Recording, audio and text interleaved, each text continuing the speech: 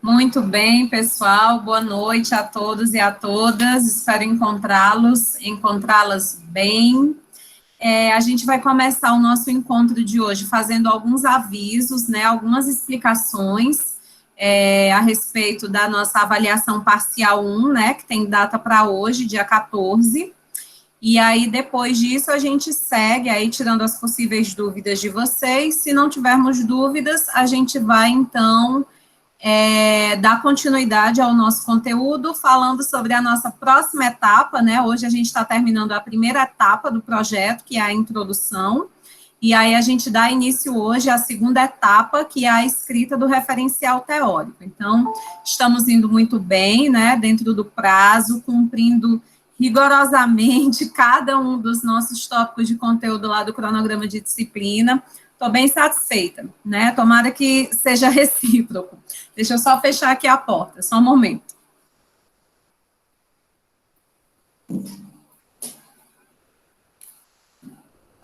E aí, pessoal, queria combinar com vocês o seguinte. Hoje é nosso dia, né, de avaliação parcial 1. Então, a gente avisou isso na semana passada, né, recordando a data, né, quero deixar aqui, inclusive, em gravação, que essa data de parcial não, de AV1, né, a disciplina de TCC, ela não tem parcial, eu estou chamando de parcial porque a gente dividiu a AV1 em duas etapas, né, essa etapa de hoje, que vale 5 pontos, e a próxima etapa, que está lá no nosso cronograma de disciplinas, eu vou até ver a data, né, quando que vai ser, que é os outros, né, que são os outros 5 pontos. Então, de acordo com o nosso cronograma de disciplinas, que está disponível para vocês, né, desde o primeiro dia de aula, lá no Unileão Digital, hoje, dia 14 de abril, primeira etapa de AV1, e a segunda etapa de AV1 é no dia 28 de abril, ou seja, de hoje a 15 dias. Então, a gente começou a fazer nossa AV1 hoje, e aí, dia 28, de hoje a 15 dias, a gente vai fazer, então, a segunda etapa da AV1. Cada uma dessas etapas vale 5 pontos. Como a gente combinou, né, desde o primeiro dia de aula, é verdade, Viviane, daqui a pouco vocês estão com esse projeto todo pronto, e vão dizer assim, meu Deus, né, como foi que surgiu assim? A gente vai fazendo de pedaço em pedaço, e rapidinho, se Deus quiser, a gente vai estar com esse trabalho pronto. O que é que ficou combinado de vocês enviarem hoje? Ficou combinado de vocês enviarem problema, problemático, objetivos e justificativa, né? A gente reforçou isso na aula passada, estou só recordando, porque eu vi que ainda no Unileão Digital, a turma tem pouco mais de 40 pessoas, mas só tem 14 postagens até agora. Gente, por favor, vamos nos ater aos prazos, né? A gente não vai ter prorrogação desse prazo, então é muito importante que até às 23 horas e 59 minutos de hoje a gente possa postar. Quero só fazer uma explicação aqui para vocês sobre essa postagem, né? E queria muito que vocês me ajudassem aí a divulgar com os amigos conhecidos, né? Só tem 23 pessoas aqui em sala, ao vivo. E é indispensável, pessoal, que vocês postem o projeto no Unileão Digital, né? Isso é uma coisa que a gente não havia combinado, isso é uma coisa que não estava no nosso planejamento da disciplina, né? No planejamento da disciplina, a gente tinha previsto que vocês iriam precisar postar apenas no portal educacional, apenas no portal do TCC, mas agora a gente precisa mandar tanto no portal quanto no Unileão Digital.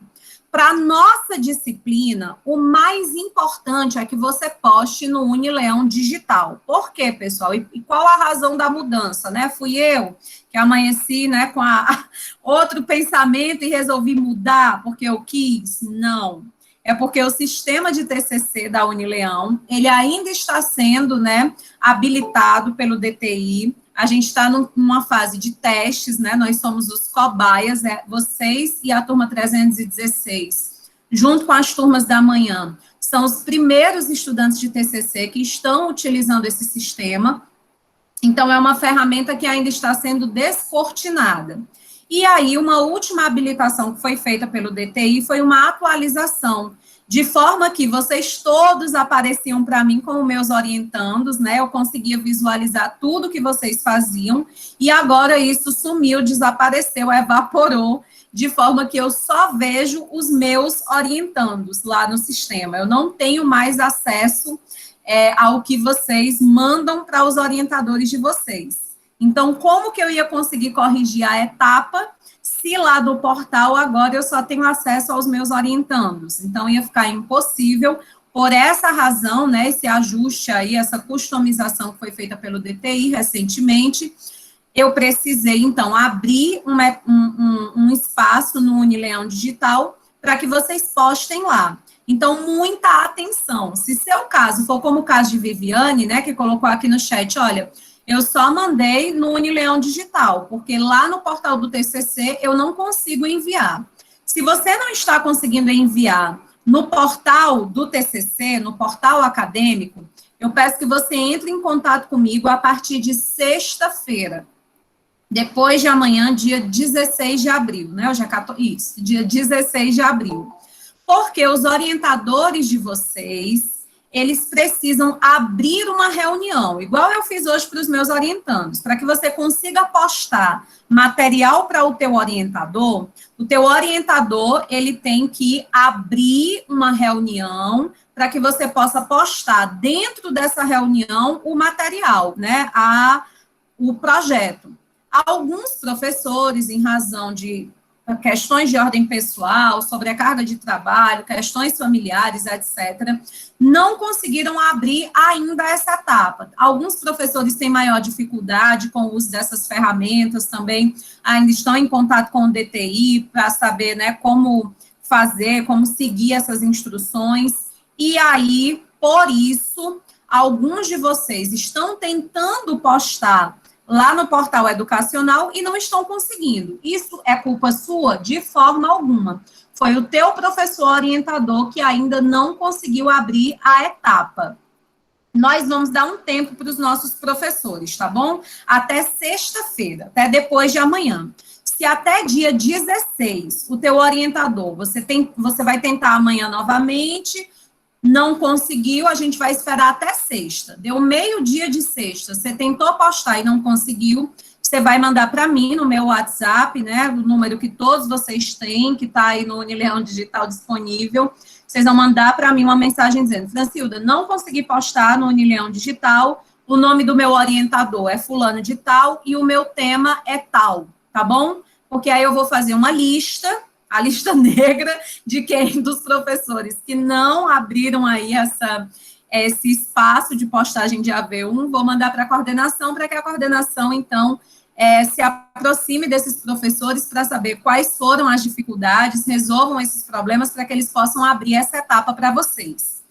Isso, gente, não traz prejuízo algum para ti, tá bom? Não vai ter nada a ver com a tua nota, nada. Porque quem vai dar a nota dessa etapa sou eu, Francilda. Então, quem vai avaliar o teu template, o teu problema, a tua problemática, os teus objetivos, a tua justificativa, de 0 a 5 pontos, sou eu. Então, você vai postar no Unileão Digital, impreterivelmente hoje, até as 23 horas e 59 minutos, né? Como a gente combinou desde de manhã cedinho, quando eu mandei aquela mensagem de WhatsApp para vocês. E você vai aguardar até sexta, né? Se o seu orientador abrir aí a etapa. Vamos lá. Deixa eu ver o que é que vocês colocaram aqui. Para não, né? Só não mandei no portal, porque o orientador ainda não habilitou, combinado. No portal, o meu aparece relatório final. É isso? Se você conseguiu fazer o envio, né, enviado, eu acho que deve ter alguma mensagem de enviado com sucesso, algo assim. João, se tu conseguiu anexar e mandar, eu acredito que já deu certo. Porque quando o professor não abriu a etapa, nem sequer aparece nada. Fica uma página assim, em branco, você não tem onde clicar para anexar nenhum documento. Então, se você conseguiu anexar, e enviar, é porque deu certo. E aí, gente, a pergunta de João é super importante, porque uma coisa que a gente vai precisar fazer, né, cada momento desse que vocês conversam, que vocês mandam, melhor dizendo, material para o orientador de vocês fiquem atentos. Depois que o orientador te responder, porque teu orientador vai te dar feedback por lá, né? Ou ele vai fazer correções no próprio documento que você enviou, ou ele vai deixar considerações escritas lá dentro do próprio portal. Depois que ele fizer isso, faz um favor para mim, clica em encerrar reunião, reunião finalizada. Tem uma opção para que vocês cliquem nisso, que é para encerrar essa etapa, né? Isso vai ajudar muito o teu orientador, porque quando a gente entra na nossa página de professor, já aparece para a gente lá aquela reunião como encerrada. Aí a gente, beleza, isso aqui eu já dei feedback, já vou ver aqui os próximos. Então, lembra de ir atualizando isso. Depois que o professor te der feedback, encerra aquela reunião, tá certo?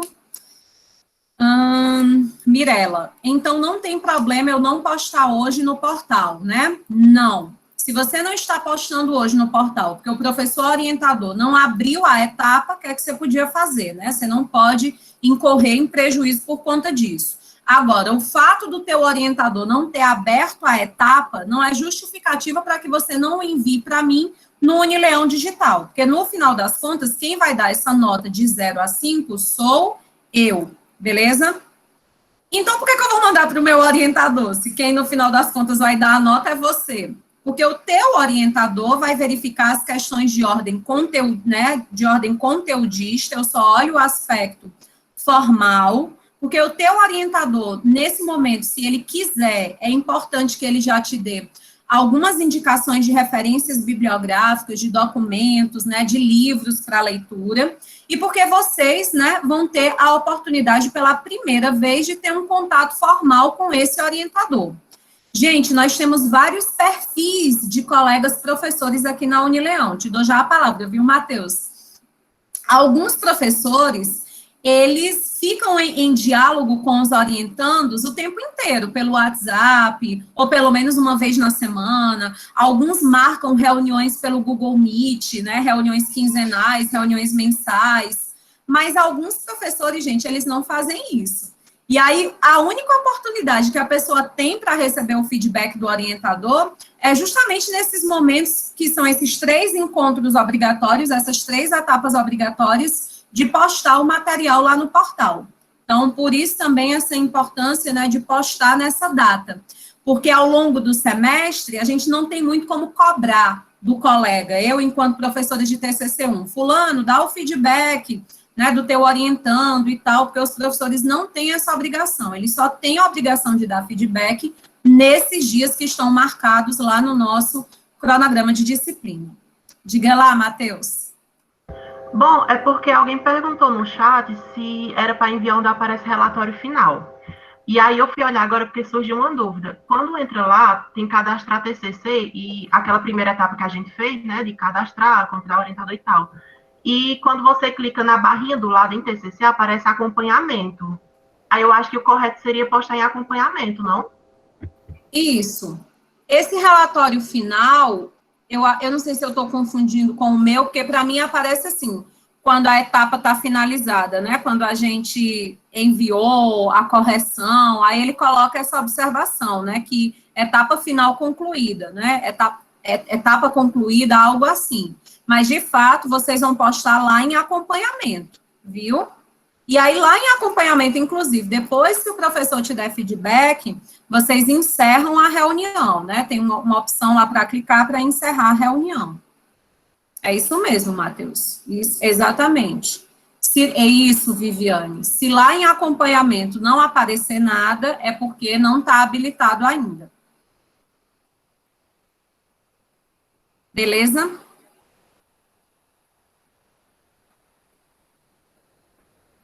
Tranquilo? Meu povo, agora, deixa eu só dar uma olhada aqui de novo no Unileão Digital, que foi uma coisa que me deixou um tanto quanto preocupada. Lá no Unileão Digital, eu deixei, né, uma aba, poste aqui seu arquivo de AVP1. Tem 19 envios até agora, né? Eu sei que faltam 5 horas e 13 minutos, né, para terminar, mas vocês... Vocês acham que todo mundo da turma, assim, tá ciente, tá tranquilo? Eu não sei se vocês têm um grupo próprio, né, só dos alunos da turma ou da disciplina. Vocês acham que alguém tá sem, assim, tá com dificuldade, não sabia que era para postar no Unileão Digital. Eu estou um pouquinho preocupada com esse quantitativo, sabe?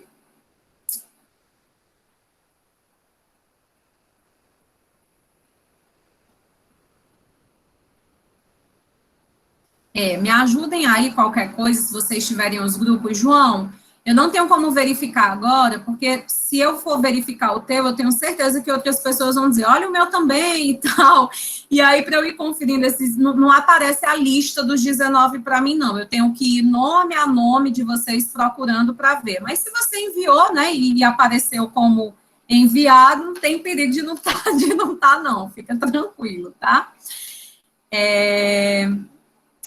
Professora, eu sei que já deve ter respondido isso muitas vezes, mas os tópicos, objetivo específico, hipótese e tal, deve ser colocado em pontos ou em texto? Giovanni, os objetivos, como a gente falou na semana passada, são tópicos, né? Eu até disse para vocês vão lá naqueles marcadores do Word, vão colocar aquelas bolinhas e escrever em frases. O objetivo geral é uma frase iniciada por verbo no infinitivo, né? Que é a principal ação que você vai fazer no trabalho. Os objetivos específicos são 3 frases, são 3 frases diferentes, cada uma iniciada por verbo no infinitivo. São as 3 ações que você vai desenvolver. Não tem texto dissertativo nos objetivos, né? Se alguém colocou, por exemplo, os objetivos desse trabalho são, já está errado, porque a gente não escreve texto dissertativo nos objetivos. A gente conversou sobre isso semana passada mesmo. Nas hipóteses, a gente também não precisa construir texto dissertativo. Se você tiver, porque a hipótese não é obrigatório, né? É algo que é discricionário, aí você também iria colocar só frases, né? Essas são as minhas hipóteses, é aquilo que você acha. Agora, o restante, né? A problemática, no caso, e a justificativa, aí é um texto dissertativo, né? Bonitinho, que você vai explicar as razões, no caso da justificativa, da importância social e científica do trabalho, e no problema problemático, apresentar a pergunta de pesquisa e falar, né, sobre as consequências negativas, os impactos para a sociedade, viu? Só para confirmar, beleza. Fran, mandaram no grupo as mensagens que você enviou hoje mais cedo, avisando do prazo. Pronto, então, graças a Deus, né? É porque a gente é brasileiro e a gente gosta de emoção. Acho que quando... Eu acho que hoje eu só vou dormir lá para 3 da madrugada, que amanhã é o último prazo para mandar um artigo para um livro que a OAB, ela está publicando esse ano, né? Sobre educação jurídica em tempos de pandemia. E eu ainda não consegui terminar o artigo que eu quero mandar. E aí eu vou até lembrar, quando eu estiver aqui meia-noite, de ver a diferença, né? Acho que é porque o pessoal vai deixar mesmo mais para frente, para ir mexendo ainda, né? Fazendo os ajustes. Ainda temos 5 horas. Diga aí, Matheus. 2 perguntas. Uma é se eu posso fazer uma citação na justificativa, e a segunda é como é que eu faço uma citação de um texto estrangeiro, se eu tenho que traduzir ou se eu posso deixar do jeito que está. Matheus, gente, essa pergunta de Matheus é muito importante. Por quê? Porque eu venho repetindo muito isso, né, assim, de forma individual, para as pessoas que conversam comigo no privado do WhatsApp, e aí seria muito bom se todo mundo agora, né, ouvisse com atenção, compreendesse, que eu acho que vai sanar a dúvida de muita gente ao mesmo tempo. A introdução, em tese, ela não é espaço para a gente fazer citação, porque a introdução, ela tem uma meta. Qual é o papel da introdução? Introduzir o tema, apresentar o tema, apresentar o problema de pesquisa, fazer o leitor perceber se ele quer ler ou não esse trabalho. Por isso que é inimaginável uma introdução de 10 laudas, de 12 laudas, porque, gente, eu não quero ler o trabalho ainda. A introdução, ela tem um caráter de apresentação, para que o leitor conheça minimamente ali as informações mais importantes, para que ele possa decidir se ele vai querer seguir com a leitura ou não. Dito isso, a praxe da escrita acadêmica é de que a gente não faça citação na introdução. Por quê? Porque quando eu faço uma citação, eu já estou apresentando o conteúdo propriamente dito do meu trabalho. E o lugar ideal para que eu possa apresentar conteúdo, né, demonstrar domínio de conteúdo, é o referencial teórico. Então, isso que vocês estão fazendo em pedaços, gente, agora, para facilitar a tua escrita, eu vou tentar ser, assim, o mais clara possível. Vocês vejam aí se realmente, que às vezes a gente acha que está sendo muito claro, né, e na verdade a gente só está confundindo a cabeça. Mas o que eu quero dizer para vocês é que isso que vocês estão me mandando agora, como primeira etapa de AV1, que vocês fizeram separado, problema, problemática, justificativa, objetivos, vocês fizeram separado para facilitar a escrita. Nesse momento preliminar, que você está aprendendo a fazer um projeto de pesquisa. Na versão final do projeto, a tua introdução, ela vai ser um texto dissertativo, único, que nos parágrafos dessa introdução vai compreender todas essas informações que vocês fizeram agora de forma separada. Vocês vão transformar isso em algo único, né? Que vai ter uma lauda, 2 no máximo, estourando, para você apresentar o tema, problema, problemático, objetivos e justificativa. Então, eu estou proibido, Matheus, de fazer citação na justificativa? Você não está proibido, mas você tem que lembrar que a justificativa, ela compõe a introdução. E que o papel da introdução não é apresentação de conteúdo, demonstração de conteúdo, mas sim a apresentação do tema. Agora, existe alguma norma da ABNT, existe alguma regra da metodologia do trabalho científico que proíba fazer citação na introdução? Não. Tanto que alguns alunos de TCC2, eles fazem a introdução, fazem alguma correção, alguma coisa lá, e quando a Aline vai corrigir, ela diz, olha, você trouxe aqui um conceito, você vai ter que fazer uma citação, né, porque você não pode ter um conceito sem que ele esteja referenciado. Aí os alunos dizem assim, não, uma Francilda disse lá no TCC1 que não pode ter citação na introdução. Então, não é isso que eu digo. O que eu digo é que não é necessário, não é usual, não faz parte da praxe da escrita acadêmica trazer citação para a introdução. Mas, se você quer, se você acha necessário, que o leitor não vai conseguir entender seu trabalho se ele não tiver acesso a esse conceito, aí você faz a citação. Sobre a segunda pergunta, Matheus, aí você tem que pensar sobre o público que você está querendo atingir. Porque, por exemplo, você pode ser fluente em língua inglesa, né? Você lê bem, você escreve bem, você compreende bem, né? Aquela classificação que a gente faz no Lattes. E aí, para ti, tranquilo, ler em língua estrangeira. Mas os teus leitores, o foco de leitor que você quer atingir, qual é o perfil de leitor que você quer atingir? Eu quero atingir especialmente estudantes de graduação de Direito. Então, será que o perfil desse público leitor tem esse domínio de leitura, de compreensão? Se sim, você não vai se preocupar com tradução, você pode sim fazer uma citação, você pode sim fazer uma citação sem tradução, você não é obrigado a traduzir.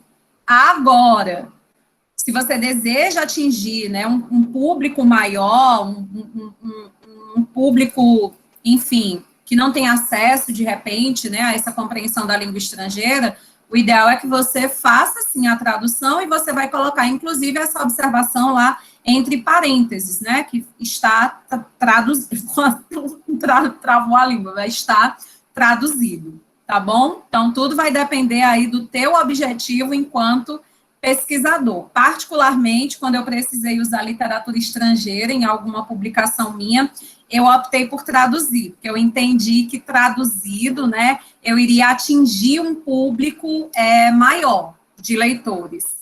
Mas é uma escolha tua com o teu orientador. Oi, Bárbara. Foi, Bárbara? Foi. Professora, meu questionamento é um pouco mais simples. Eu já enviei e eu queria saber se a gente tinha que preencher o nome, por exemplo, a cidade, essas coisas no template, quando foi enviar. Não, Bárbara. A versão final, gente, é a versão que eu vou ser mais cri-cri com vocês, que eu vou querer o negócio assim, negócio impecável, negócio pronto. É como se fosse para o dia da defesa do TCC. Aí eu quero que você preencha tudo, né? Coloque lá seu nome, coloca a cidade, preenche todas as seções que estão lá no template. Para agora, eu confesso para vocês que eu não vou olhar nada que não seja a problemática, a justificativa e os objetivos, né? E a justificativa, que foi o que eu pedi para vocês. Até algumas pessoas me mandaram mensagem, né, dizendo: professora, eu apago o resto e mando só essa parte de agora, ou eu posso deixar? E quem fez a pergunta, eu disse, tanto faz, mas se eu fosse você, eu já deixava, né, porque a ideia é ir preenchendo a cada aula, né, e fazendo mais um pouquinho do trabalho. Professora, as notas dadas, as etapas, né, do TCC serão todas dadas pela senhora Kate. Na AV2, a gente tem uma contribuição dessa nota do orientador. Deixa eu só ver aqui, viu, qual é a etapa, eu vou olhar no cronograma de disciplina. Gente, cronograma de disciplina é o nosso edital, né? A gente está vinculado àquilo que está no cronograma de disciplina. Vamos ver aqui como foi que a gente previu na AV2.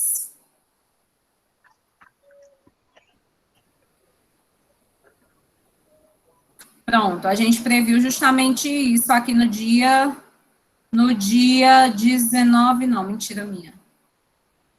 Cadê? Acabei de passar, gente.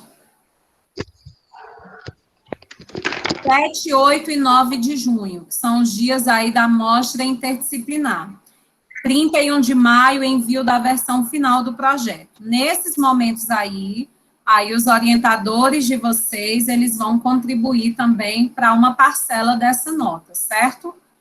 Que usualmente, eu até deixei em aberto, isso não está no cronograma de disciplina, então é algo que a gente pode decidir conjuntamente, né? Normalmente eu costumo deixar 3 pontos para o orientador, né? Corrigir de 0 a 7, o orientador os outros 3 pontos. Pode falar.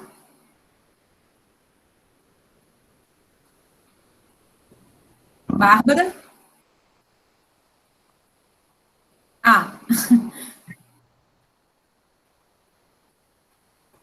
Beleza, gente.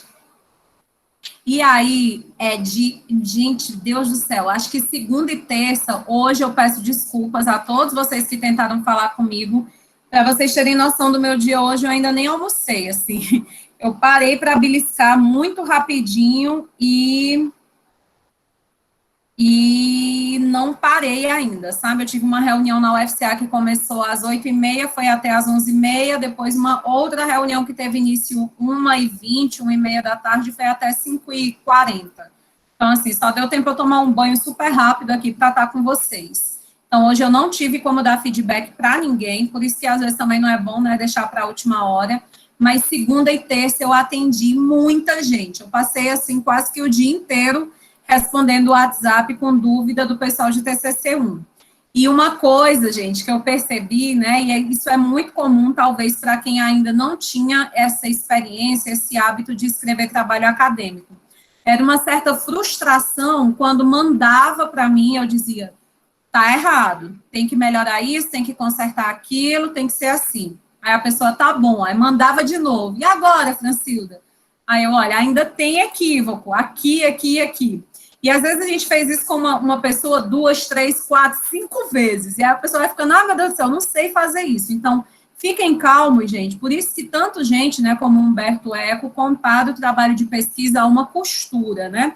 Você vai dando pontos e arremates até o negócio ficar pronto. Alinhava, depois passa a costura definitiva.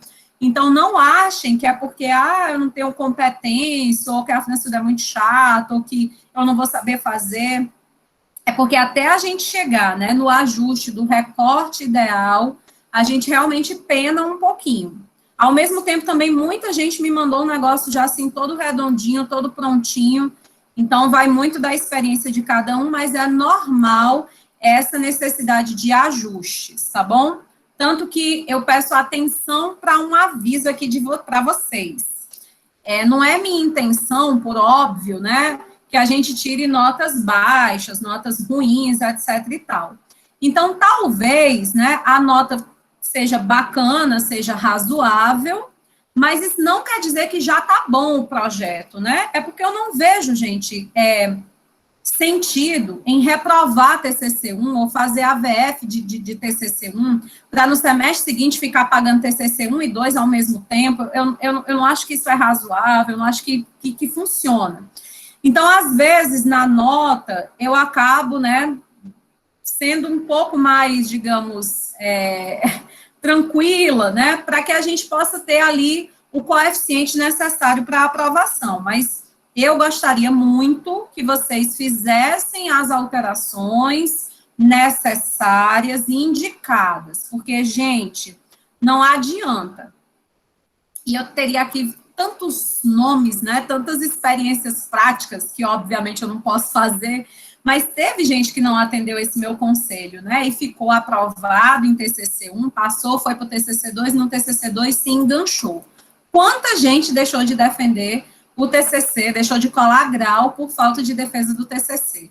Nós já tivemos situações muito constrangedoras, muito chatas, no ensino presencial, inclusive, né? Pessoa pronta para a defesa, se percebe um plágio, cancela-se a defesa, não temos colação de grau, né? Enfim, tanta coisa que não vale nem a pena mencionar. Então, quanto mais você se esforçar, quanto mais você se dedicar aqui em TCC1, você está ajudando o seu eu futuro, né? Lá no TCC2, disciplina bem tranquila, bem de boas, né? Simplesmente ajustando gramática, ajustando a BNT, e às vezes nem isso, às vezes só esperando o dia de receber o parecer, porque você já tinha deixado o trabalho todo encaminhado. Então, faço mais uma vez esse apelo, né, de que procurem seguir as sugestões. E, gente, pela última vez, embora eu... Aliás, pela última não, né, mas mais uma vez, embora eu saiba, tenho certeza pela minha experiência como professora da disciplina, que irá acontecer, caso eu dê um enfoque para os teus objetivos, para o teu problema, e o orientador dê um outro enfoque, né, diferente, não é assim que a gente vai fazer, atenda sempre o seu orientador, porque é ele que vai assinar esse trabalho contigo, o trabalho é de vocês que vão se responsabilizar aí pelas escolhas que vocês fizerem, tá certo? Então, as orientações que eu dou são num sentido muito técnico, né, muito de conferir o cada crachá das normas técnicas da escrita acadêmica, mas os caminhos, né, a metodologia, referencial teórico, recorte do problema. Eu posso ter sugerido, por exemplo, que você faça a pesquisa de 2019 a 2020, mas o teu orientador diz, não, esse tempo é muito curto, você não vai conseguir ter resultados, dados, a gente vai ampliar isso de 2017 a 2020. Siga o mestre, tá bom? Aqui a ideia é apenas auxiliá-los, né? Às vezes alguns colegas, né, professores, falam comigo, né, pedem a minha opinião, a gente constrói junto, mas no final das contas é o orientador quem dá a palavra final, beleza? Por exemplo, Matheus, essa sua decisão aí, se traduz ou não traduz, ela tem que ser tomada junto com o orientador, né? É bem importante, lembrem que o orientador é o coautor do teu trabalho. Se eu fosse orientadora, por exemplo, eu dizia, tira esse inglês, esse francês, esse alemão daí, vamos traduzir, vamos popularizar o conhecimento acadêmico, vamos facilitar a leitura do povo.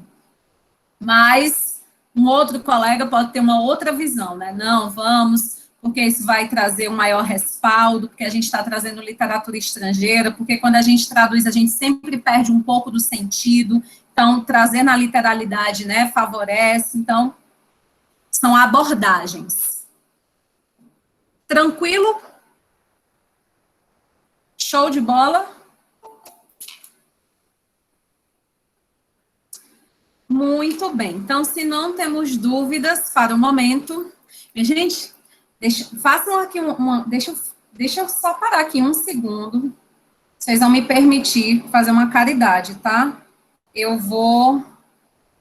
pedir alguma coisa aqui para vir deixar na minha casa para comer, porque senão, de vez em quando eu estou me sentindo tonta, acho que eu vou cair dura.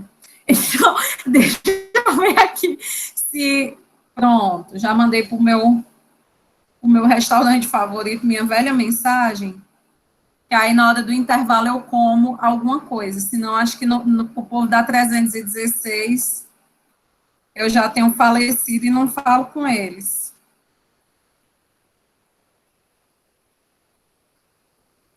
Pronto, gente, desculpa, viu? É porque hoje o dia foi Jesus sacramentado. Até eu lembrei muito de vocês hoje, assim, vocês no sentido geral, né, de todo mundo que está desenvolvendo pesquisa. Se a gente for deixar para escrever um trabalho acadêmico, um artigo, no dia que a gente está tranquilo, calmo, que não tem tanto compromisso, que a gente está inspirado, está com a criatividade em alta, a gente não escreve nunca. Que é incrível, gente. Eu já tinha perdido o primeiro prazo, né, de chamada de artigo para esse e-book da OAB, que está convidando pesquisadores que trabalham com educação e educação jurídica, ou seja, tudo a ver comigo, né, e falar sobre educação jurídica em tempos de pandemia. O prazo era semana passada, eu só faltei chorar porque tinha perdido o prazo, aí descubro que eles prorrogaram. E aí o prazo até amanhã, meia-noite. E essa semana, assim, caos. Só reunião em cima de reunião, problema, bomba. E aí a gente fica fazendo nas madrugadas, e é assim que se faz pesquisa nesse país, infelizmente, né? Já que a gente não tem um incentivo para a vida de pesquisador, a gente tem que trabalhar em outras frentes. Então, para aqueles que querem seguir, né, esse caminho, ele é árduo. Não é nem um pouco fácil. Às vezes eu estou meia-noite aqui tentando escrever alguma coisa, vendo se sai, tanto que no outro dia, minha gente, às vezes eu mango tanto de mim, eu rio tanto das coisas que eu escrevi, porque eu acho que eu estava meia dormindo, meia acordada, e saem umas coisas assim, tipo, a gente sabemos que o direito, e aí no outro dia que eu vou ver a presepada, mas pelo menos escrevi, só preciso fazer o ajuste. Então, sugiro aqueles que trabalham, têm filho e um monte de outra obrigação, que não espere aí um momento ideal de paz e serenidade mundial para escrever, não, porque normalmente ele não acontece. Vamos, então, pessoal, falar sobre citações, beleza? Encerramos, então, na semana passada, a questão da introdução do teu trabalho, e a gente vai falar aqui sobre citações. Tem um pedido de desculpas para fazer a turma, já ia me esquecer. Gente, semana passada a gente deixou tudo combinado, né? Eu fui aquela pessoa que dá um bolo, né? Ai, que vergonha. Na segunda-feira a gente ia se encontrar, 18 horas, para um tira dúvidas, né? Para uma aula extra. E aí, gente, segunda-feira foi um dia tipo hoje, 18 horas eu ainda estava numa reunião. E aí uma pessoa foi bem educada, não sei se foi alguém dessa turma, né, bem discreta, bem assim, oi, professora, por acaso seria hoje o dia que a gente ia ter uma aula extra, que a gente ia se encontrar, e eu esqueci. Gente, eu esqueci, no meio do corre-corre.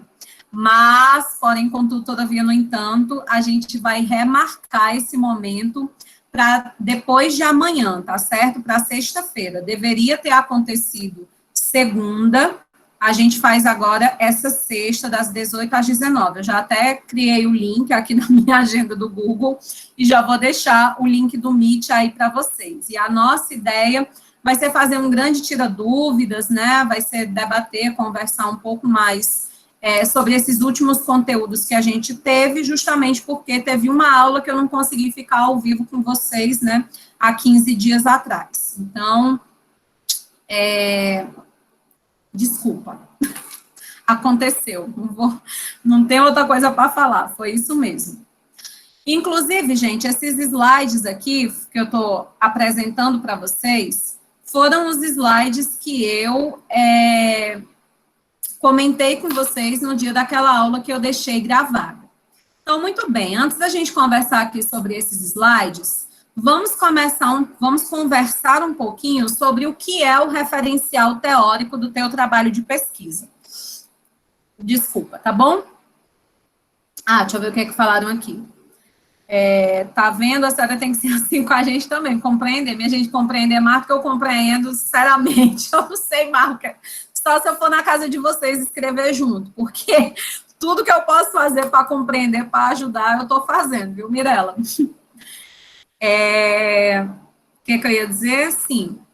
A gente terminou uma sessão do nosso projeto de pesquisa, que é a introdução.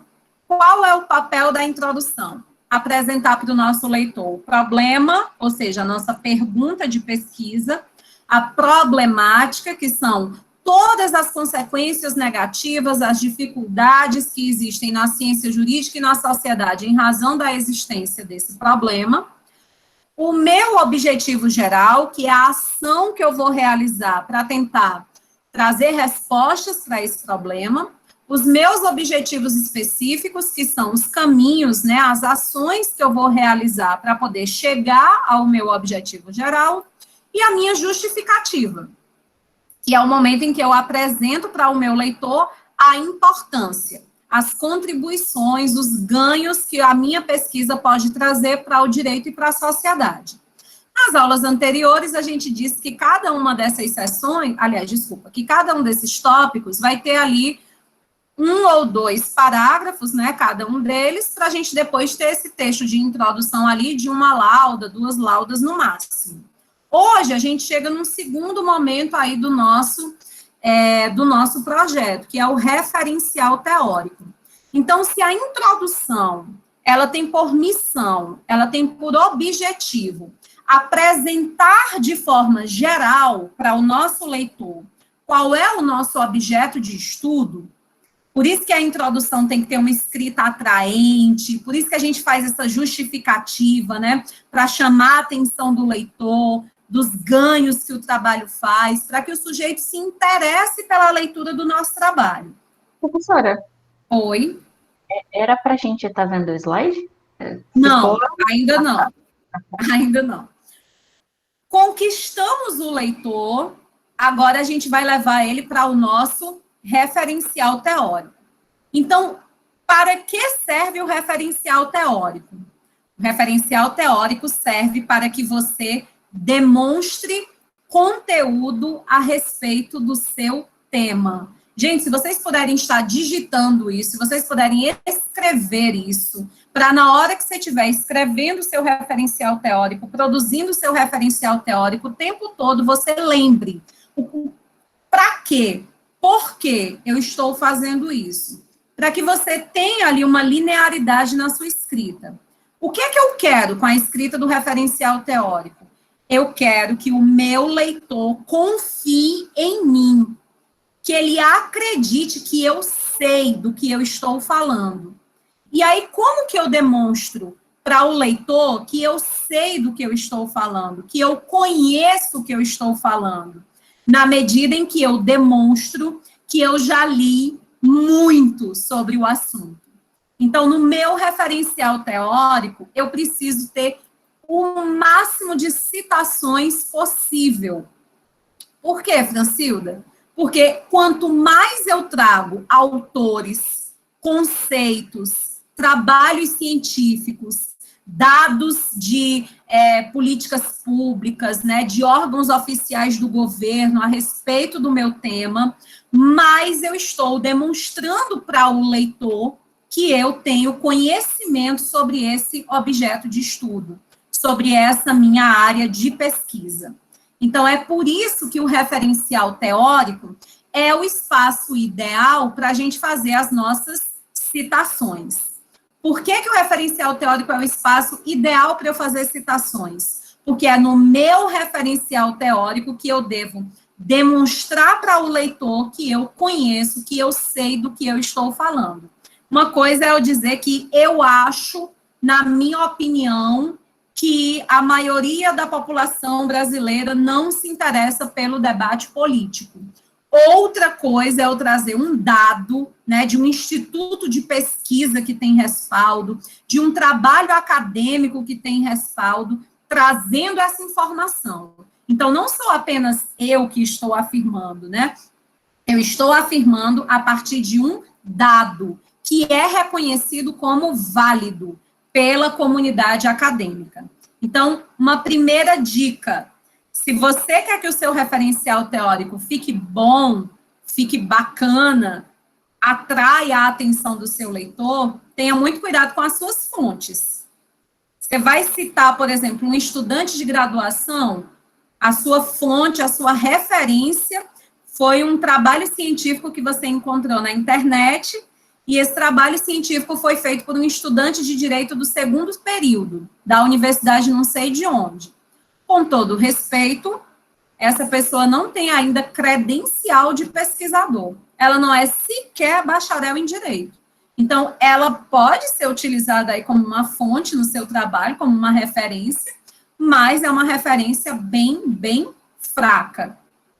Eu dou esse exemplo em todas as minhas turmas, quando eu vou falar sobre referencial teórico, porque foi um evento muito traumático na minha vida acadêmica, quando eu fui participar de uma banca, né, de um trabalho de TCC, de um curso de administração, né, de alguma instituição. Vocês sabem que eu circulo por várias, acabo recebendo convite, às vezes, para uma banca de pós-graduação na URCA, de graduação não sei aonde, enfim. E eu tomei um susto, porque as referências da pessoa, o tempo todo a pessoa dizia, de acordo com Bernardinho, para Bernardinho, Bernardinho não sei o quê, e eu ficava, Jesus amado, quem é Bernardinho, né? Quem é essa pessoa que eu nunca ouvi falar na vida? E aí, quando eu vou para as referências do trabalho do menino, eu descubro que ele está falando do Bernardinho, técnico da seleção de vôlei, que publicou um livro sobre motivação, bem autoajuda, e que ele achou que seria uma ótima referência para o trabalho dele de conclusão de curso de graduação. Então, assim, misericórdia, né? Recentemente, eu estava vendo também um trabalho, esse foi por coincidência, eu estava pesquisando aqui algumas coisas que eu estava precisando para um trabalho que eu estou tentando produzir, e me deparo com um artigo que cita, minha gente, a tal da Adriana, não sei o que como é, nunca foi sorte, num trabalho acadêmico. É o fim da... Então, isso não é um trabalho acadêmico. Isso é um pseudo-trabalho, ele se pretende acadêmico, mas ele não é. Ai, está sendo que elitismo, que preconceito, só porque ela foi BBB. Não, gente, é porque precisa de credencial, né? É igual a gente, assim, a gente precisa de credencial, o simples fato de fazer direito não faz de você advogado.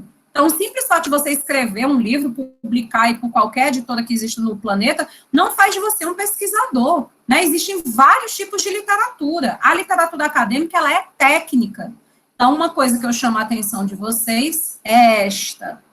Tenham cuidado com as referências. Não vá me aparecer com alguma coisa assim que não pega bem. Não é o ideal.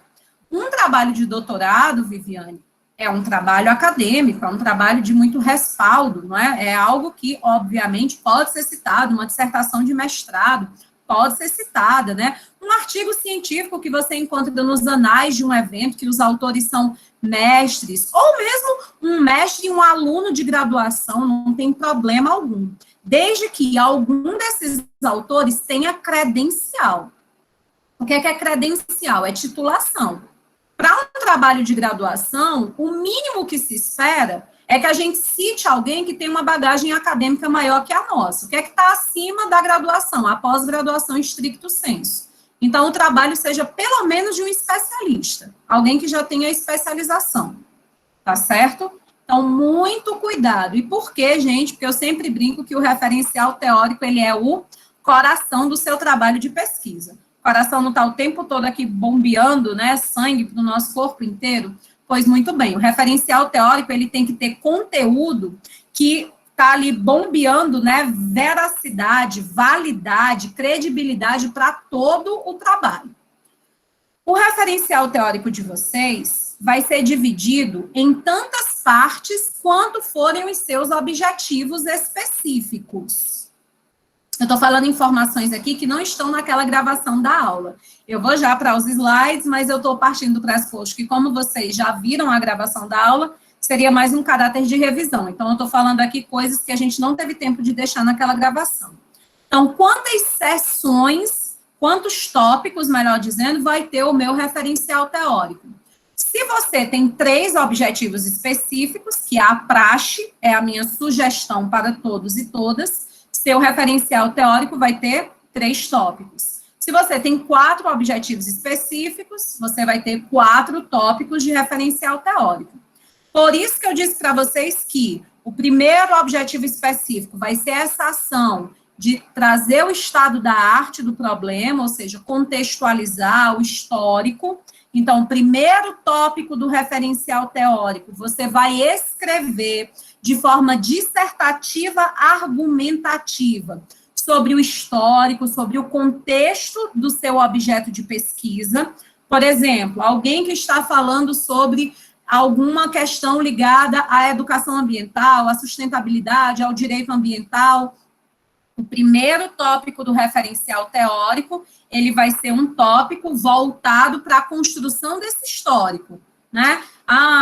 Depois da Segunda Guerra Mundial, a gente começou, então, a ter o início de um movimento ambientalista mais denso, alguns movimentos contribuíram para isso, destaca-se a Conferência de Estocolmo, não se pode deixar de mencionar a Rio 92, aí você vai construindo um texto dissertativo, argumentativo, trazendo todo esse caráter histórico.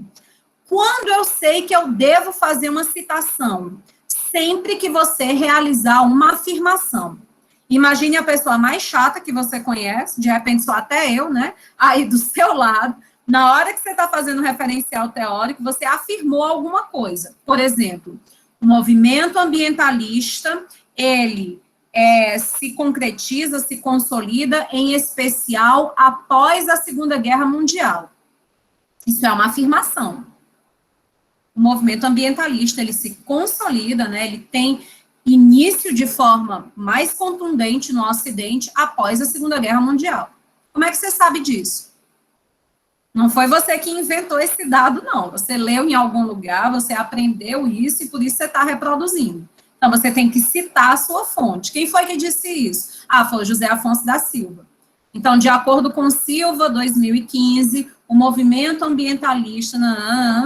Então, vocês precisam ter esse cuidado. Para sempre que você trouxer uma afirmação, você imaginar alguém chato do seu lado dizendo, eu não acredito não, isso aí, eu não acho que foi assim não, e você dizer, não tem negócio de achar não, isso aqui é um fato, fulano de tal, pesquisa tal, livro tal, dado tal, traz isso. Não é uma coisa que eu estou tirando da minha cabeça que eu estou inventando. Então, a gente precisa ter muito cuidado com isso. Fiz uma afirmação, tenho que trazer em qual dado eu estou embasando essa informação. Por quê? Porque o trabalho de pesquisa, ele é empírico. Então, a gente precisa provar, né? Eu preciso submeter essa afirmação à prova, para descobrir se ela é verdadeira ou se ela é falsa. Ela é verdadeira na medida em que ela encontra respaldo nos trabalhos acadêmicos, nos livros, na legislação, na jurisprudência, etc, etc, etc. O segundo tópico do referencial teórico vai ser o teu segundo objetivo específico. Então, você disse no seu segundo objetivo específico que você ia identificar na legislação uma lacuna, assim, assado, mapear casos disso, daquilo outro. Então, no seu segundo objetivo específico, você vai fazer isso. Um texto dissertativo, argumentativo, no qual você vai, ao final dele, conseguir identificar, mapear, enfim, fazer aquilo que você disse que faria. E o último tópico do referencial teórico, ele vai ter esse caráter de apresentação, né? De discussão. Você e os autores ali o tempo todo debatendo, né? A escrita tem que ser dialógica, né? Você traz as suas considerações. Não recomendo que ninguém faça escrita em primeira pessoa, em terceira pessoa, mas sempre trazendo ali o apoio dos autores. Nesse último tópico, ele tem um caráter ali de arremate, né, de deixar claro para o leitor os possíveis resultados desse trabalho. Eu sempre prefiro, e a minha escrita acadêmica tem muito essa característica, a ideia de que a questão não está fechada. Tanto que há muito tempo a gente não usa mais de forma usual, né, essa expressão conclusão, mas sim considerações finais. Por quê? Porque, em tese, não está concluído nunca. Mesmo que você tenha acabado o trabalho e que você não queira dar continuidade a ele, na especialização, no mestrado, no doutorado, mas alguém pode pegar essa mesma temática que você debateu e dar continuidade a ela, né? E com o tempo a gente chegar a resultados diferentes, que também são válidos. Então, nunca tem fim, nunca acaba. Por isso que são apenas considerações. Então, nesse último tópico do referencial teórico, você não precisa necessariamente apresentar para o leitor uma resposta fria, crua, contundente. Por exemplo, o pessoal que está investigando aí o ativismo judicial. O ativismo judicial, portanto, fere a segurança jurídica. Claro que a depender do debate que você fez com os autores, né, do grau de profundidade que você teve aí nas suas fontes, você pode sim chegar a essa conclusão. Mas você pode também apresentar as fragilidades e as potencialidades, né? Logo, observa-se que o ativismo judicial pode fortalecer a segurança jurídica na medida em que ocorra assim, assim, assado, mas também é necessário observar que isso fragiliza a segurança jurídica na medida em que isso e aquilo. Então, você apresenta ali, né, possíveis questões que envolvem, sem necessariamente responder ali, né, de forma contundente à pergunta. Então, essa é uma escolha que você vai fazer junto com o seu orientador. Francilda, TCC1, qual é a exigência? Gente, para TCC1, a gente espera que você tenha pronto no projeto o primeiro tópico do referencial teórico, pronto, redondo, fechado, lindo e maravilhoso, que é esse histórico, esse estado da arte do seu problema de pesquisa. E o segundo tópico, pelo menos iniciado. Se você não conseguiu concluir, mas que você tenha ali pelo menos 50% desse segundo tópico desenvolvido, tá certo? Aqueles que puderem, mesmo com todas as dificuldades do nosso dia a dia, ficar com os 3 tópicos prontos, ou quase prontos, né? Saibam que vocês estão ganhando um mega tempo para o semestre que vem, porque no semestre que vem, é isso que vocês vão precisar fazer, o desenvolvimento do restante, né, dos tópicos. Se você já leva pronto, tanto você tem a possibilidade de aprofundar, né, de melhorar, de trazer mais autores, de só realmente fazer o arremate, como também de não precisar fazer mais nada, levar pronto. Gente, até aqui, alguma dúvida sobre o referencial teórico do trabalho?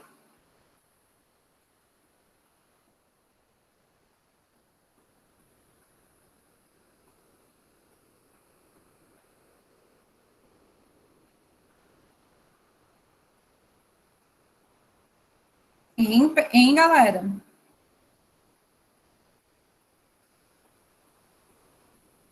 Não? É verdade, Davi. É verdade. Depois que a gente começa a escrever...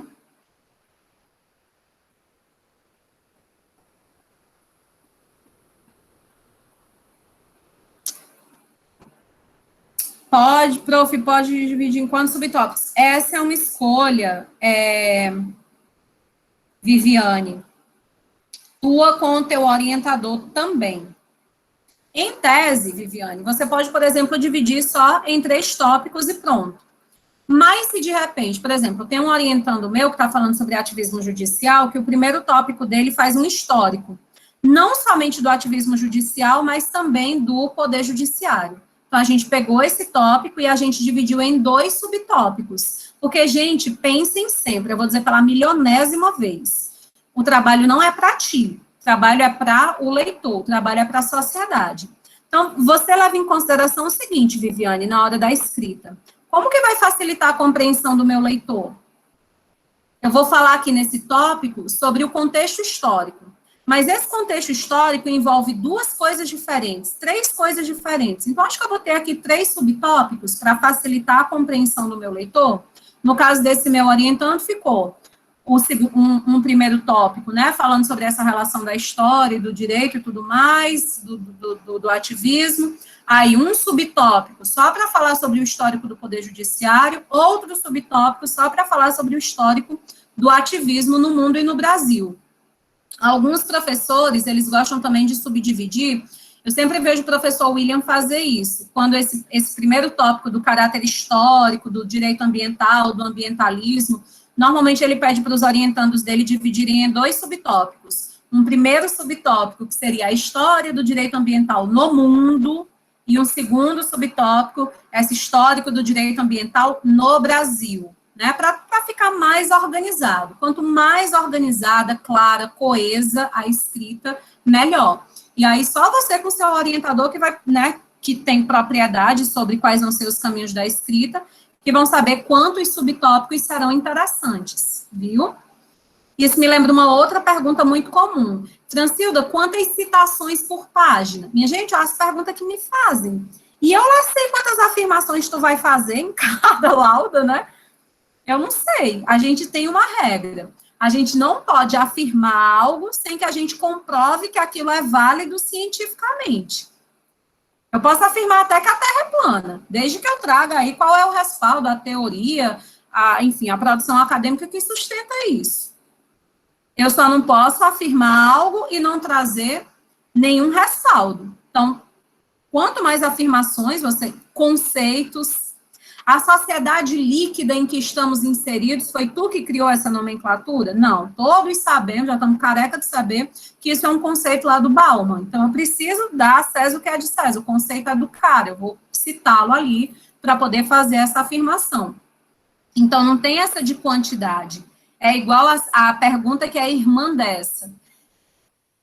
Quantas páginas, professora, quantas laudas, cada tópico do referencial teórico? Aí, gente, é matemática mesmo. Tanto que eu fico morrendo de pena. Tem uma orientanda minha agora, que é uma menina maravilhosa, escreve super bem, mas a pobre. É uma pena que não exista mais a modalidade de monografia, porque, assim como eu também sofro muito desse mal, é uma pessoa bem prolixa. E aí, quem é prolixo, escreve bastante. Do jeito que a gente fala muito, a gente também escreve muito. O trabalho já vai com 30 páginas, o máximo que pode é 25. A gente vai ter que cortar, eu estou passando agora, né, os cortes em vários momentos da escrita dela, e toda vida que eu dou o retorno para ela, ela só falta morrer. Professora, mas se tirar essa parte... Ah, professora, mas logo isso. E é necessário, porque é um artigo científico. Então, é bem importante exercer o poder de síntese, né, trazer aquelas informações que são as mais relevantes. E aí, nem tanto, nem tão pouco. São 15 laudas, no mínimo. São 25, no máximo, contando de capa a capa. Então, tu já tira aí. Capa... Ai, não, mentira, que não, no artigo, essa parte que vocês têm aí da capa do projeto não vai existir. No caso do artigo, é contando daquela página inicial que tem o título, o resumo e o abstract, até as referências. Se você desenvolver 5 laudas de referencial teórico em cada tópico, digamos que você tenha 3 tópicos, já deu 15 laudas. Então, quando você colocar os outros elementos, as referências, né, a introdução, as considerações finais, vai ficar ali provavelmente em torno de umas 20 laudas, 18, 20 laudas. Então, no momento da escrita, por agora... Gente, eu sugiro para vocês o seguinte, eu só lembro do meu percurso de mestrado e doutorado. Eu saí aqui desse Cariri paba, com meus calhamaço debaixo do braço, às vezes 30, 40 páginas que eu tinha conseguido escrever, meu orientador não lia, não adiantava mandar e-mail, tinha que ser impresso, ele me devolvia tudo rabiscadinho, com post-it, indicando e tal. Eu já cheguei a ficar com 2 laudas, das 30 que eu tinha escrito. Porque, isso aqui não... O pobre do professor Tiago está passando por isso agora, né? Concluindo aí a dissertação dele, na relação com o orientador, faz parte. Então, assim, se você escreveu muito, eu acho que é melhor o exercício da síntese do que o de construção do texto. É porque, como eu já disse para vocês, parafraseando Humberto Eco, o trabalho de pesquisa, ele é um pouco, a gente aproveita tudo. Então, se por acaso você passou de 25 laudas, aproveita o restante disso, transforma em outro artigo, publica num evento, leva para uma chamada dessa de livro digital, enfim, se perder, não se perde não, só se tu não quiser botar para frente. Então, é uma outra dica que eu dou. Beleza, gente? Vamos para os slides ou mais alguma consideração?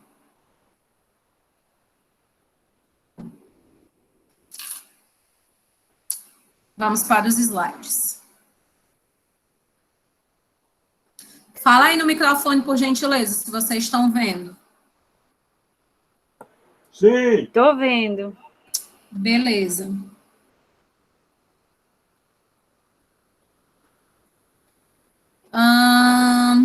Segundo, né, essa norma aí da ABNT, a citação é aquela menção que é feita dentro do seu texto, que você retirou de uma outra fonte. Que fonte é essa? Pode ser a lei, pode ser uma jurisprudência, pode ser uma doutrina do direito, pode ser um artigo científico, pode ser uma informação que você retirou de um dado que está lá no IBGE, que tá, enfim, é uma informação que foi retirada de uma fonte, você vai se preocupar com a qualidade dessa fonte.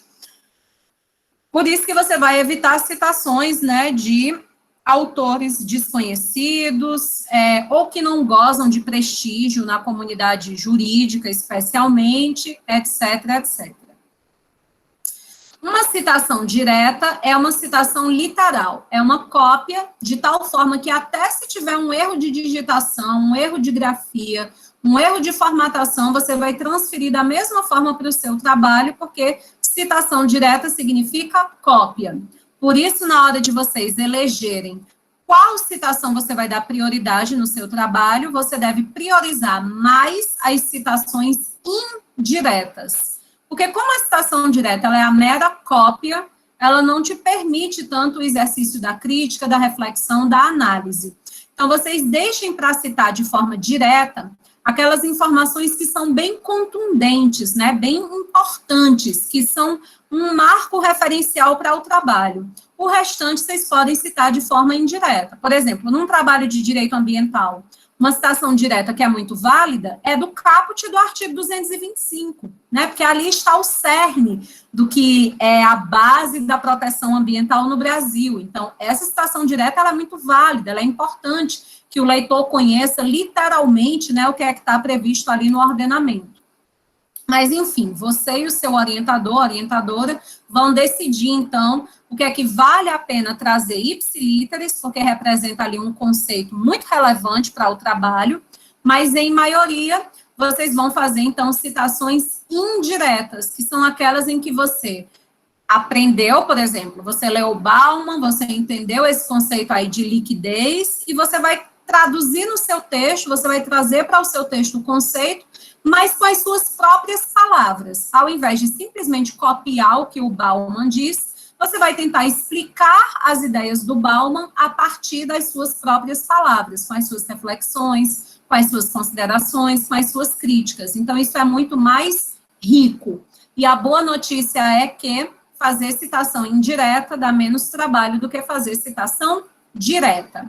Quando a gente olha aqui para a regrinha da citação direta, a gente percebe que, se quando você copiou para o seu texto, a citação, a cópia, ficou com 3 linhas, você não precisa recuar. Você simplesmente vai colocar essas 3 linhas que foram copiadas entre aspas.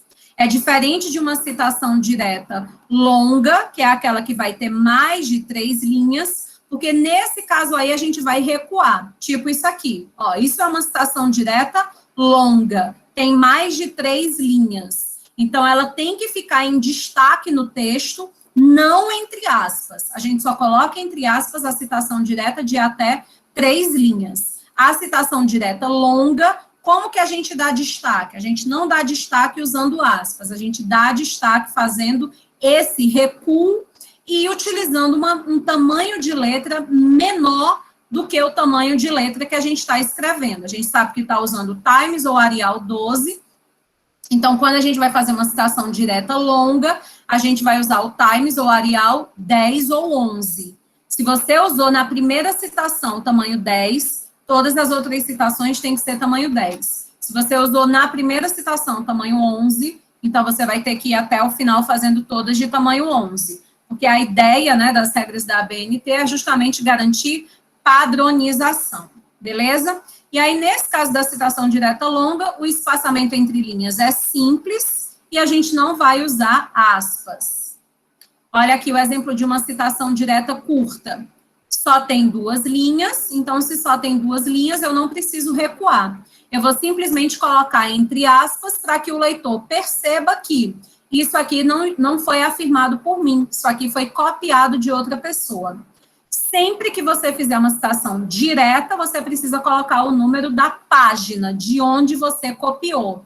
Detalhe, se e somente se de onde você copiou tenha número de página. Você pode muito bem ter pego essa cópia, essa citação, de um artigo científico da internet, e aí esse artigo científico não era paginado. Então, você não vai sair contando as páginas e colocar ali um número. Não. Se não tem número de página, então não coloca aqui, vai colocar somente o sobrenome e o ano, tá bom? Mas, via de regra, naqueles trabalhos que são paginados, você vai colocar o número da página. Quando você faz essa citação, logo no início do parágrafo, como está aqui, né, para Rocha, o melhor blog, a ideia é que você deixe o sobrenome do autor fora do parêntese. Quando você faz a citação direta no final do parágrafo, antes você falou várias coisas, né, as suas próprias considerações, reflexões, só no final foi que você trouxe a cópia. Então, nesse caso, quando a citação direta está no final do parágrafo, aí a gente coloca o sobrenome dentro do parêntese e todo em caixa alta, tudo em maiúscula. Tá certo? Então, início do parágrafo, sobrenome do autor fora. Final do parágrafo, sobrenome do autor dentro e todo em caixa alta.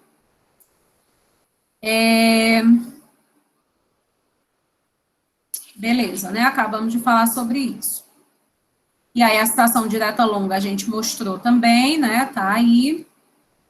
Vamos agora à citação indireta, bem mais fácil. Na citação indireta, eu não preciso colocar o número da página. Eu só preciso colocar o ano e o sobrenome do autor. Na verdade, primeiro o sobrenome, depois o ano. Por que eu não preciso colocar o número da página? Porque você não copiou. Se a pessoa for lá naquela página, ela não vai achar aquelas palavras, né? Você está dizendo com outras palavras. Então, dispensa aí o número da página. Tá aqui o exemplo. Segundo Rocha, 2016. Eu já sei que é uma citação indireta, porque eu não vejo aqui número de página. Então, eu já sei que o sujeito, ele colocou ali, com as suas próprias palavras, o que ele aprendeu a partir da leitura do Rocha. Citação da citação. Gente, eu só peço, eu vou até fechar aqui um pouquinho para que vocês vejam aí uma questão importante. Vamos ser ético, tá, gente? Ética no sentido de quê? É muito relevante que a gente, para tentar conseguir, né, respaldo para a afirmação que a gente está querendo fazer, que a gente não invente que foi alguém que disse. Também já passei por essa experiência em banca, né? Eu conhecia o autor que a pessoa estava citando, ela fazia uma citação indireta, né, colocava com as palavras dela uma coisa que esse autor teria dito, mas estava muito distorcido, estava muito fora de contexto, né? A gente sabe, se a gente leu a obra, que aquilo ali não representa a concepção do autor. Então, isso é falta de ética, né, do sujeito responsável por essa pesquisa. Está se manipulando, né, está fazendo aí uma manipulação de dados para chegar a conclusões que não correspondem aí à validade do que está sendo apresentado. Tenham muito cuidado, tá bom? Porque às vezes a gente pensa que o professor não conhece e tal, e o professor conhecia e sabe que a pessoa esticou a baladeira, né? Foi só para pegar ali aquela referência, mas ela não é válida. Se a referência for de site, tranquilo, Davi, você vai com a mesma coisa, né? O site tem que ter um autor, né? Alguém escreveu sobrenome, ano e página, se for citação direta. Se for citação indireta, sobrenome e ano. Não, Francisca, mas não tem aquele negócio de acessado em, e você copia o endereço eletrônico, isso aí não é citação, são as referências, né, que é aquilo que vai ficar lá no final do texto. E a gente vai ter uma aula só para falar sobre referências, né? Mas as citações, que são essas que vão aparecer dentro do corpo do trabalho, dentro do referencial, segue a mesma regra, tanto se for livro digital, como se for livro físico, se for artigo, enfim, tá bom? E aí, mais uma vez, chamo a atenção para a leitura do livro Monografia Jurídica Passo a Passo, né, do Rafael. Porque, por exemplo, e se for uma lei? Quem foi que fez a lei? Aí você vai ter que ver, é federal, aí o autor é Brasil, né? É estadual, aí vai ser o estado, Ceará, aí enfim. Então, lá no Rafael, vocês encontram, né, uma tabela no capítulo que eu deixei indicado para vocês, naquela aula que ficou gravada sobre citações, que o Rafael, ele deixa especificado, né, vários exemplos, quando é uma jurisprudência, quando é uma lei, quando é um decreto, como que faz a citação. E aí ninguém vai decorar isso, eu duvido que alguém saiba decorar do norma da BNT, a não ser quem trabalha com revisão, porque acho que a prática leva a isso. Mas é só pegar o modelo e copiar, tá? Fazer da mesma forma. Citação da citação é quando a gente, não necessariamente, a gente está lendo o livro da Maria Helena Diniz e a gente vai citar o Canotilho, que a Maria Helena Diniz citou. Então, a gente não leu o Canotilho. A gente leu a Maria Helena Diniz e a Maria Helena Diniz, ela usou o Canotilho lá no trabalho dela. Então, nesse caso, é uma citação da citação, é a regra do APUD, eu deixei aí para vocês, né, a NBR 105.20, você vai fazer uma transcrição daquele texto que você não teve acesso ao original, você conheceu através da leitura, né, de outra pessoa. E aí tá aqui a regrinha. Você tá lendo, né, o Oliveira, e aí em determinado momento do texto do Oliveira, você encontra o Rocha. E quem você quer citar não é o Oliveira, é o Rocha. Então, nesse caso, você vai fazer uma regrinha de APUD. Você não teve acesso à obra do Rocha, você então vai usar o APUD. Então, segundo Rocha, 2015, né, que foi o ano que ele publicou essa obra, APUD, ou seja, encontrado em, né, presente em Oliveira, que é a obra que você realmente leu, e o ano dessa obra. APUD, gente, não pega muito bem. Vocês façam a PUD só quando for realmente uma coisa assim, bem necessária, porque você não teve acesso à obra, né? Você está conhecendo pela visão de um outro autor. Então, não é muito recomendável, não é bem visto normalmente pela academia. Então, você só faça mesmo com o aval do seu orientador. Eu vou fazer a frequência agora. Se vocês tiverem alguma dúvida, vocês podem ir falando. Eu já vou aproveitando aqui para ir respondendo.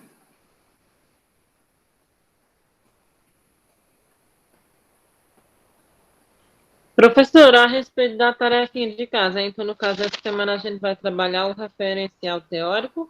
Exatamente. Deixa eu ver que pessoa linda foi essa que disse isso. Quem foi? Cadê? Quem foi que perguntou para eu poder... Muito obrigada. Você é maravilhosa. Eu ia esquecer de passar a tarefa de casa. Gente, então agora que a gente sabe qual é a finalidade do referencial teórico, sabemos as regras de citação, cuidemos. O que é que a gente vai fazer? A gente vai aguardar as correções da V1, e para a gente não ficar ocioso enquanto isso, a gente vai começar a desenvolver o primeiro tópico do referencial teórico, ou seja, o estado da arte do problema de vocês. Esse primeiro tópico que vai ter por base a contextualização, né, histórica do problema de pesquisa. Tentem, eu vou deixar aqui, porque muita gente tem dificuldade, é a primeira vez que está fazendo, tenta fazer tópicos, gente, de referencial teórico que não seja inferior a 3 laudas, e nem seja superior a 5 laudas. Porque como a gente tem esse limite de 25 laudas, então acho que fica aí nem tanto, nem tão pouco, tá bom? Viviane, me ajuda aí. Eu vou fazendo a chamada. Tu ainda tá aí, Viviane?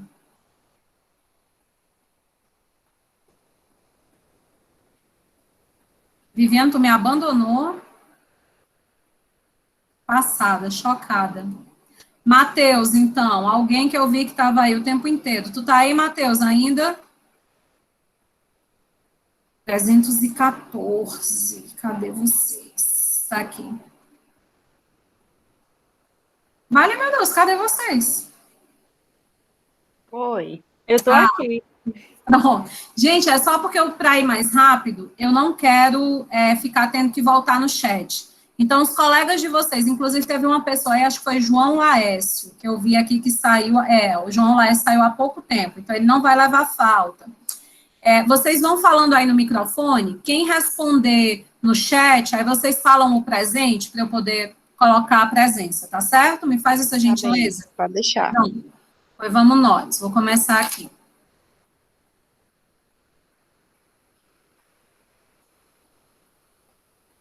Alifen. Álvaro. Presente. Bárbara. Presente. Bruna. Cícero Pereira. Presente. Cícero Rogério. Davi Correia. Presente. Francisca Laís. Presente. Franklin. Giovanni. Franklin diz presente. Opa. Giovanni. Ellen. Ellen tá Igor. presente. Igor Primo. Tá presente também. Jason. Professora, Igor pediu para avisar das faltas passadas dele. Ah, Você beleza. mandou lembrar. Já tiro, viu, Igor? Jason. Jefferson Cruz. Mulher de mim, eu nunca pedi nada.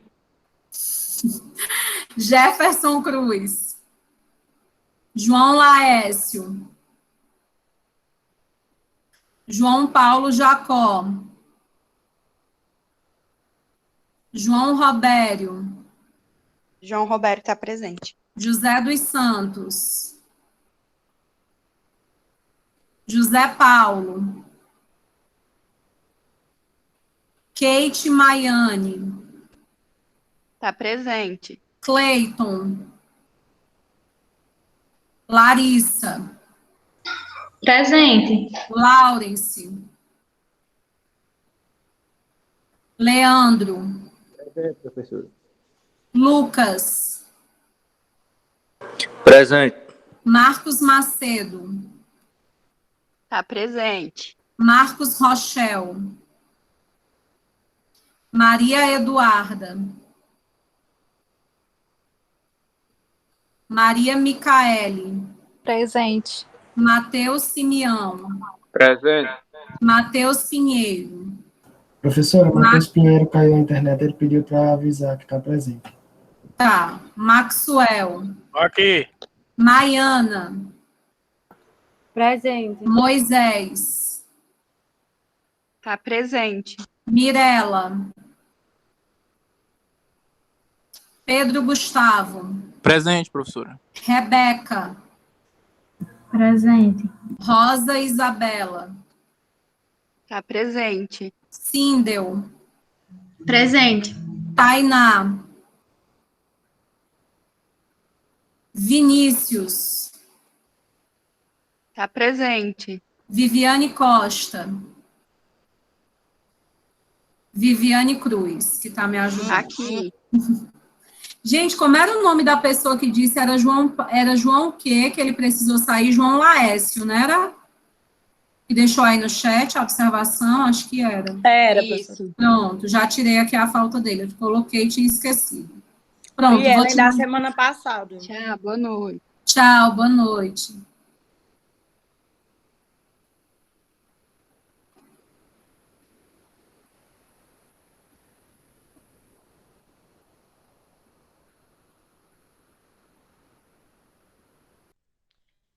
Professora.